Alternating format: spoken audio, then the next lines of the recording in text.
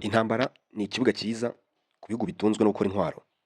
Ntabwo waba wibeshye uramutse uvuze ko igihugu gikora cyangwa gisana intwaro ko gihora cyifuza intambara hirya no hino ku isi. Ibi biri kwigaragaza cyane cyane mu ntambara iri guhuza Amerika ifatanyije na Israel, byombi birwanya Irani. Aho buri gihugu cyagaragaje intwaro zidasanzwe muri iyi ntambara. Intwaro benshi babonye mu maso yabo bwa mbere. Tubahaye ikaze.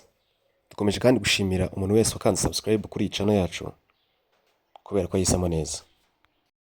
Nyuma y'amasaha make iyi ntambara itangiye, umuyobozi w'ikirenga wa Irani, Ayatollah Ali Khamenei, yaramaze kwicwa. Iki ni igitego, ni intsinzi ikomeye, ni umuhigo wari warahizwe kera na Israel ndetse ifatanyije na Amerika. Perezida wa Amerika Donald J. Trump yavuze ko Israel yari yateye intambwe ya mbere mu gutera Irani, hanyuma nayo ititamo kwishyigikira nk'inshuti yayo magara idashobora gutererana. Hanakiyongeraho ko Irani ari umwanzi w'ibyo bihugu byombi, Amerika na Israel. Aba bombi, Amerika na Israel, bavuga ko Irani iyobowe n'abanyagitugu aribo Bayatollah. Akaba ariyo mpamvu bagomba kwifatanya bakishyira hamwe bakarwanya ndetse bakanasenya ubutegetsi bwo muri Irani. Reka tuhere kuri Israel bavuga ko yashoje intambara kuri Irani. Tunahere ku bisasu bya kirimbuzi yagaragaje muri iyi ntambara kuva ku ntangiriro zayo. Ibyo bisasu ni ibitwaro bya kirimbuzi birimo misile zirasa kure mu bindi bihugu bitagombereye kujya kuri tere cyangwa se ngo ube wegeranye n'umwanzi muhangane imbonankubone. Izo misile zirimo iz'ubwoko bita Blue Star. Iyo Sparrow ni inyoni yitwa igishwi nk'uko tubimenyereye mu Kinyarwanda. Izi misile zirimo mu zakoreshwe hari kwicwa umuyobozi w'ikirenga wa Irani, Ayatollah Ali Khamenei. Zarashwe mu rugo rwe nk'uko ikinyamakuru The Wall Street na The New Times zabitangaje. Ubu ni ubwoko bwa misile bugezweho buri gukoreshwa cyane cyane muri iyi ntambara, bwakorewe muri Israel, bukorwa n'uruganda rwa kabuhariwe mu gutunganya ibisasu bya kirimbuzi rwitwa Rafael muri Israel. Uru ruganda rwamenyekanye cyane cyane mu gukora izindi ntwaro zifitanye isano n'iyi ngiyi tumaze kuvuga, harimo izitwa Black Sparrow na Silver Sparrow. Izi zakozwe cyane cyane mu kurinda ikirere cya Israel. Muri make zakozwe mu kugira ngo hiyongere cyangwa se bongere ubwirinzi bw'ikirere cya Israel. Ntabwo zatunganyijwe kugira ngo zizatere Irani. Izi misile bivugwa ko zari zicyubakwa kuva mu 2023 kugeza n'uyu munsi aho zatangiye gukoreshwa mu kurinda ikirere cya Israel ndetse no gutera Irani. Izi misile imwe ibipima ibiro 1900 n'uburebure bwa metero 6 na santimetero 50. Izi misile bwa mbere zikoreshwa zakoreshwe mu ntambara ya Irani n'ubundi na Israel mu 2025 kwezi kwa gatandatu. Zagaragaje ko ubushobozi baziketseho mbere y'uko zikorwa aribwo bazishakaho, kuko zagerageje kurasa aho bazitumye. Ubyumve neza ko izi Blue Sparrow zagaragaje ubushobozi bwo kurasa ahantu hareshya n'ibirometero 1000, mu gihe Silver Sparrow zo zabasha guhamya ikintu bacyoherejeho kiri mu birometero 2000, nk'uko byatangajwe n'umugaba mukuru w'ingabo mu Bufaransa, General Jérôme Bélanger. Izi misile ziraswe hifashishijwe indege z'intambara zikazamuka hejuru cyane mu kirere ku muvuduko udasanzwe, ndetse zikabasha kujya kure aho radari z'umwanzi zitabasha kuzibona, hanyuma zikongera zikamanuka ku muvuduko udasanzwe zigana ku cyo bazoherejeho kuri target. Izi Blue Sparrow zivuga ko zishe umuyobozi w'ikirenga wa Irani, Ayatollah Ali Khamenei. Bivuga ko zo zahagurikijwe n'indege yitwa F-15 ya Amerika. Izindi ntwaro zagaragaye muri iyi ntambara ku ruhande rwa Israel ni uburyo bw'ikibatsi kizamuka n'ibishashi byinshi mu kirere bita Iron Beam. Ubu akaba ari uburyo bumira ibisasu cyangwa bishwanyaguriza ibisasu mu kirere bitaragera aho babyohereje.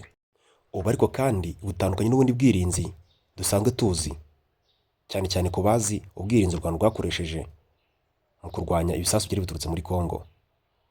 Ubu ngubu bwo ni uburyo bw'ibishashi buzamuka mu kirere n'ubushyuhe bwinshi buhambaye bugatoraguritsa ibisasu cyangwa misile babyoherejeho bitaragera ku butaka ngo bigire ibyo byangiza. Byumvikane neza ko ubu ari uburyo bushyashya Israel yadukanye, mu minsi iri imbere tuzajya tubibona mu bindi bihugu hirya no hino ku isi. Ubu buryo kandi bwitwa Iron Beam twamaze kuvuga haruguru, ngo buzamukana ubushyuhe bwinshi n'umuriro mu kirere, ntabwo butwika gusa igisasu buhuye nacyo, ahubwo bubasha gutwika ikintu cyose kiri mu kirere gishobora kumanuka kikagera ku butaka. Aha bivugwa ko iyo ubu buryo bw'ubwirinzi buhuye na drone z'intambara ikozaho, drone ihita ihinduka umuyonga. Iyi Iron Beam turi kuvugaho irinda ikirere cya Israel rwakoreshejwe bwa mbere mu 2022. Ubundi bushobozi twavuzeho kuri Iron Beam ngo ibasha gukurikirana ikintu cyose kiri mu kirere, cyaba kimanuka cyangwa kizamuka. Bisobanuye ngo haramutse hagize nk'umuntu ukatisha ibisasu bya kirimbuzi bohereje mu kirere akabisubiza inyuma, kigikomezaho maze kikayishwanyagurizaho kigifatiye. Niba kimanukiye aho ngaho kitarahagera, nacyo kiba kibasha kumanuka kikagifatiraho kigisanze. Ntabwo kigendera inzira imwe. Muri make gikoreshejwe na radari, kibasha gukurikirana aho igisasu cyoherejwe n'umwanzi giherereye ku butumburuke bwarwo bwose. Uru rumuri rwa Iron Beam ruzwi cyane nanone n'umutwe wa Hezbollah ukorana na Iran. Ubundi bwirinzi tugiye kugaruka muri iki kiganiro ni ubwitwa Iron Dome, bukoreshwa nanone na Israel. Ni ubwirinzi bumeze nk'ikimodoka, tuyise nk'ikimodoka ariko gikoranye ibisasu bishwanyaguza ibindi. Iki kimodoka bavuga ko kigura agera ku mafaranga $50,000. Iki kimodoka ngo kigenda kizamura ibiciro bitewe n'ingano y'ibisasu ukeneye ko bizajyamo, cyangwa se ubundi bushobozi gifite bugiye burutanwa n'ibindi. Indi ntwaro yagaragaye muri iyi ntambara itamenyerewe ni iyitwa LUCAS, yakozwe na Leta Zunze Ubumwe za Amerika nyuma yo kwitegereza igisasu cyakozwe n'abanya-Iran. Baragenda barakivugurura bagaruka kukibarashisha. Iyi LUCAS iri mu bwoko bwa drone. Birumvikana neza ko yoherezwa aho bashaka ko bajya kurasa cyangwa bashaka kwica umwanzi, ikajyana ibisasu ikabiminjirayo, ubundi igakata ikagaruka. Bwa mbere mu mateka yakoreshwa ejo bundi Amerika na Israel bagaba ibitero kuri Iran. Tukiri kuri drone, hari izindi drone zitwa Shahid, nazo zakozwe n'abanyamerika ariko zikopiwe muri Iran. Izi Shahid zizwi cyane n'abanya-Ukraine kubera ko zabazengereje mu ntambara ibahuza n'Uburusiya. Aha ngaha babyumva neza cyane.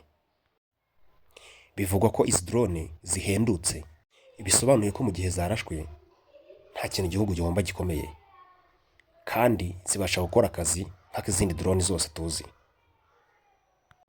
Akarusho izi drone zo kandi ntabwo zibasha gutahurwa na systeme z'ubwirinzi kubera ko zo zigendera hasi kurusha izindi drone. Ikindi wamenya ni uko Iran yafashe izi drone zose za Shahid izikwirakwiza mu mutwe wa Hezbollah ufatanya na Iran. Mu kiganiro cy'ubutaha tuzarebera hamwe imva n'imvano y'urwango rwa Iran ndetse na Israel.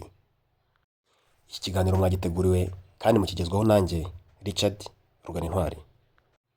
Umwanya wanyu mwadutayeho ni ingenzi kushimira. Mwibuke gukanda subscribe kuri iyi chaîne yacu. Tuzasubira utaha. Ciao ciao.